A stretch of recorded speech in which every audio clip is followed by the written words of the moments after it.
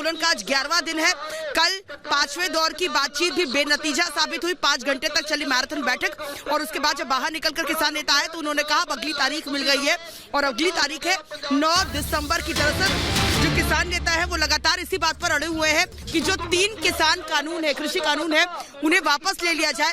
उससे कम उन्हें कुछ भी मंजूर नहीं है और किस तरीके से बॉर्डर को जाम कर दिया गया है। अब दिल्ली बॉर्डर की तरफ आगे बढ़ते हुए कुछ किसान नजर आए और इस बॉर्डर को बिल्कुल जाम कर दिया है, सील कर दिया गया है। फिलहाल हम सिंघू बॉर्डर पर मौजूद है और यहाँ पर आप तस्वीरें जरा देखिए। उधर जो किसान नेता है यहाँ के, ये वही नेता, एक बार फिर से मैं आपको याद दिला दूं, जिन्होंने इससे पहले कल की जो बैठक है उसका बॉयकॉट कर दिया था।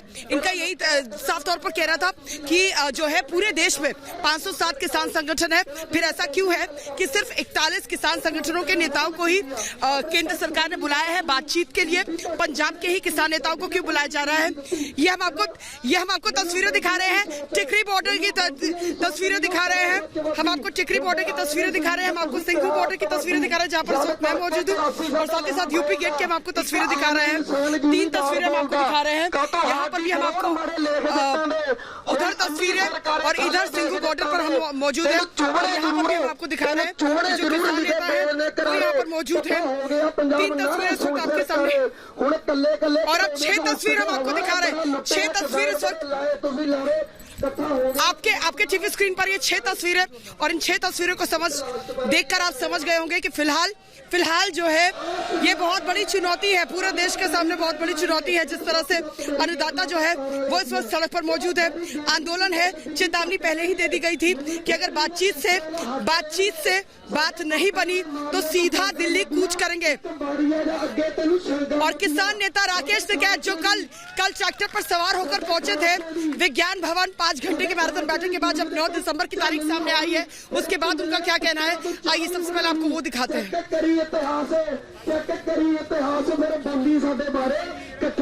देखो, जिस दिन सरकार चाह लेगी उस दिन हो जाएगा। अभी सरकार नहीं चाह रही, ठीक है। उसको ये आंदोलन हल्के लग रहे हैं, लेकिन जिस तरह से एक ये चिंगारी पूरे गांवों में जा रही है और सरकार के खिलाफ नेगेटिव फीलिंग जा रही है, तो उससे सरकार को आने वाले टाइम पर नुकसान होगा।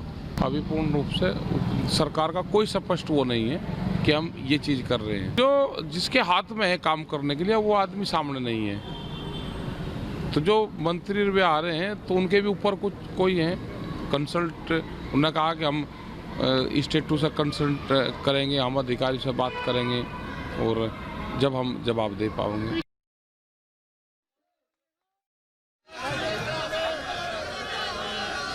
बिल्कुल सिंघू बॉर्डर पे हम मौजूद हैं और यहाँ आप पीछे तस्वीरें देखिए कितनी बड़ी तादाद में किसान यहाँ पर मौजूद है।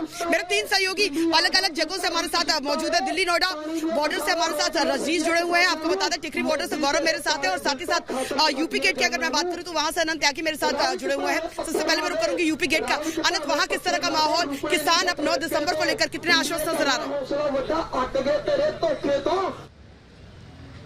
देखिए कविता, जिस वक्त जिस जगह पर आप मौजूद हैं वो इस पूरे आंदोलन का एपिसेंटर बन चुका है। लाखों की तादाद में लोग मौजूद हैं। यूपी गेट पर मैं मौजूद हूं तो आम दिन की तुलना में लोग भले ही आज यहां पर कम है, लेकिन धीरे धीरे जैसे जैसे दिन चढ़ रहा है वैसे वैसे यहां पर किसानों की जो तादाद है वो भी लगातार बढ़ती जा रही है। कल एक मीटिंग हो चुकी है, अब 9 तारीख का वक्त दिया गया है। यहाँ जो किसान मौजूद हैं उन्हीं से जानते हैं कि अब कल की मीटिंग के बाद जो निर्णय हुआ उसका क्या सारी समझते हैं और जो 9 तारीख का वक्त दिया गया है उसको लेकर के क्या उम्मीदें हैं। कल जो मीटिंग हुई ये कहा गया था कि कुछ सकारात्मक दिखी आप लोगों को? सकारात्मक होती तो परिणाम आ जाता जी। सरकार बार बार ये बात कहती है कि किसानों से मीटिंग हमारी सकारात्मक होगी, परिणाम आएंगे, लेकिन अपनी जगह से हिलना नहीं चाहती सरकार। सरकार को अपनी जगह से हिलना पड़ेगा, किसान की बात को मानना पड़ेगा, समझना पड़ेगा। कल किस बिंदु पर टकराव रहा, कहाँ ऐसे पॉइंट आया कि ये बात नहीं बन पाई? बिंदु कोई है ही नहीं, बिंदु केवल एक है। भाई कई बिंदु होते तो ये होता है कुछ बिंदु मान लिए, कुछ पे टकराट है। जब एक ही सूत्री कार्यक्रम है, एक बिंदु है कि अध्यादेश वापस लिए जाएं, तो ऐसे अनुभव में सरकार जवाब दे। इससे पहले ये कहा गया था कृषि मंत्री की तरफ से भी कि भाई जो एमएसपी की बात करते हैं, एमएसपी को तय करके लागू किया जाएगा। मंडियों की जो किसानों के अंदर संशय की मंडी कहीं बंद ना हो जाए तो ये भी लिखित में देने के लिए सरकार तैयार है। अगर ये मांगे मान ली जाती हैं तो तब भी क्या अध्यादेश वापस लेने की मांग आपकी रहेगी? देखो ये सरकार है, इसकी लिखित में दे देंगे, कल रद्दी की टोकरी में फेंक देंगे। जब सरकार को एक व्यवस्था मिली है, संसद मिली है, देश ने लोगों को चुन के सरकार सौंपी। और जी बिल्कुल अनंत, मैं लौटूंगी आपके पास है कि जल्दी से रजनीश का लुक करती हूँ। दिल्ली नोएडा बॉर्डर पर मेरे सहयोगी रजनीश मेरे साथ जुड़े हुए हैं। रजनीश, यहाँ की हम तस्वीरें दिखा रहे हैं अपने दर्शकों को। इस वक्त सिंघू बॉर्डर पर मैं मौजूद हूँ, वहाँ से किस तरह की तस्वीरें सामने आ रही है? देखिए कविता, अगर दिल्ली नोएडा बॉर्डर की तस्वीरों की अगर बात की जाए तो यहाँ पे बेहद शांत माहौल है।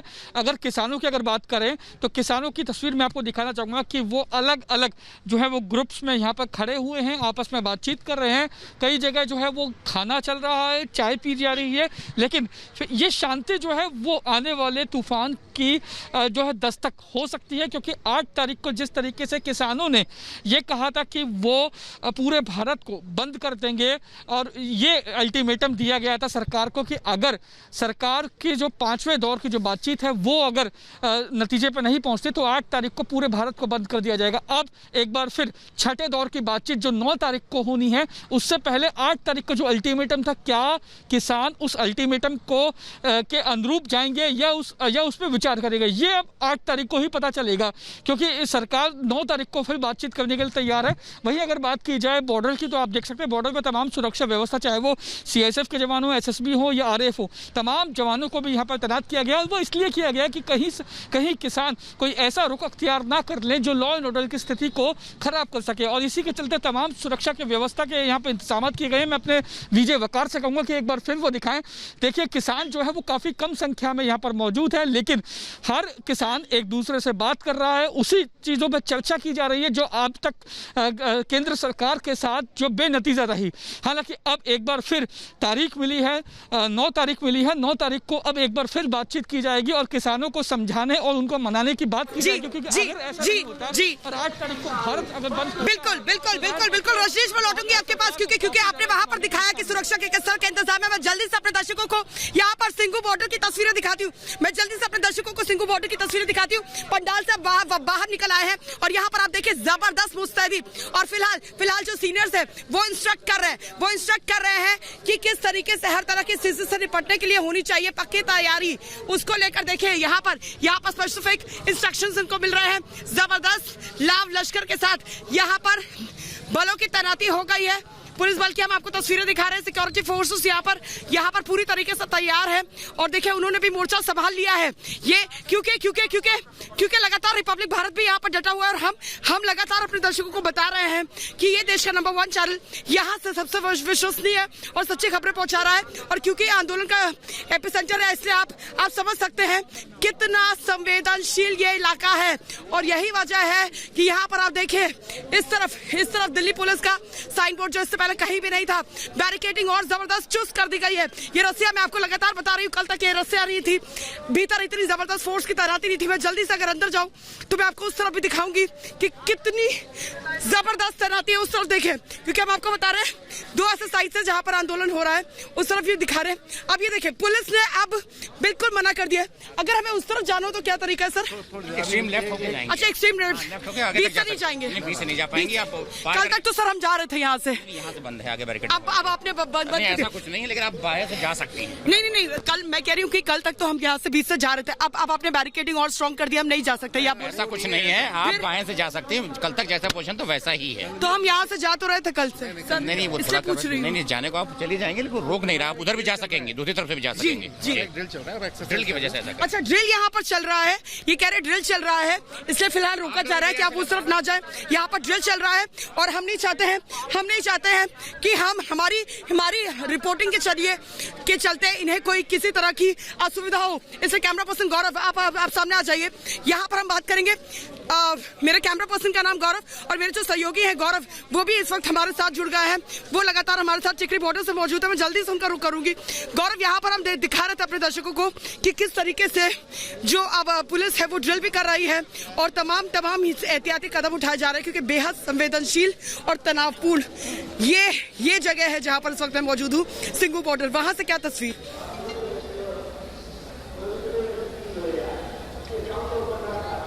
बिल्कुल, देखिए अगर हम टीकरी बॉर्डर की बात करें तो यहाँ पर भी थोड़ी देर में जो सीनियर पुलिस ऑफिसर्स हैं वो लगातार स्थिति का जायजा लेते हैं। और अगर यहाँ की बात करें तो देखिए टीकरी बॉर्डर पर जैसा कि हमने शुरू में पहले भी दिखाया कि यहाँ पर जो मीडिया की एंट्री है वो सीधे रास्ते से बिल्कुल बंद है। यहाँ से कोई सीधा आवागमन जो है कोई आदमी पैदल भी नहीं कर सकता है। फोर्सेस डिप्लॉयमेंट की बात करें तो यहाँ पर अगर आप देखें तो रैपिड एक्शन फोर्सेस साथ साथ दिल्ली पुलिस के भी जो जवान हैं, राइट कंट्रोल की जो गाड़ियाँ हैं, तमाम जो सुरक्षा व्यवस्था है वो की गई है।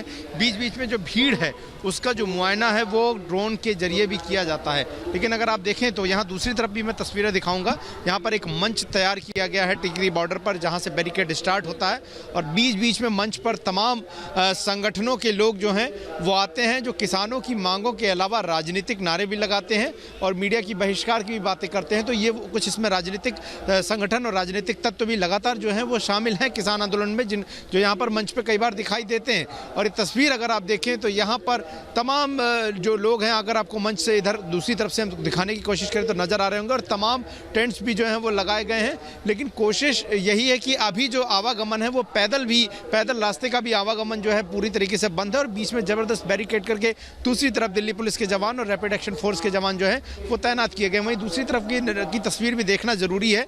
दिल्ली की तरफ की जो तस्वीर है वहां पर तमाम रैपिड एक्शन फोर्स के जो वाहन है, इसके अलावा वज्र वाहन है, दंगा नियंत्रण वाहन है, वो सारे ही वाहन जो है लगातार लगाए गए, क्योंकि अगर अचानक से किसी तरह से कोई अप्रिय स्थिति, दंगे की स्थिति उत्पन्न होती है तो पुलिस उसमें कोई कोताही नहीं बरतना चाहती, क्योंकि सड़क के दोनों तरफ सार्वजनिक संपत्ति है, फैक्ट्री का इलाका है, इंडस्ट्रियल एरिया है, पेट्रोल पंप है, और ऐसे में कोई अगर असामाजिक तत्व इसका फायदा उठाने की कोशिश करे तो उनको भी पूरी तरह से रोका जाए। लेकिन सवाल यही है कि आंदोलन जो चल रहा है किसानों का, क्या वो भारत बंद भी करेंगे? क्या वो 9 तारीख की बैठक के पहले 8 तारीख को भी भारत बंद करेंगे? क्या वो सड़कों पर जाम लगाएंगे? क्या टोल नाके फ्री किए जाएंगे, जिस तरह का दावा किया जा रहा है? लेकिन इन सबके बीच में दिल्ली के बॉर्डर्स की बात करें, खास करके टिकरी बॉर्डर की बात, जो कि बहादुरगढ़, रोहतक, हरियाणा, बाकी के इलाकों को जोड़ता है, वो अभी पूरी तरह से बंद है और उसको यहाँ फिलहाल खुलने की कोई आसार स्थिति नजर नहीं आ रही। और ऐसे में जाहिर तौर पर बहुत महत्वपूर्ण रास्ता होने की वजह से आवागमन की जो दिक्कत है वो बहुत ज्यादा बनी हुई है। 8 तारीख को भारत बंद होगा। देखिए सरकार ने हमको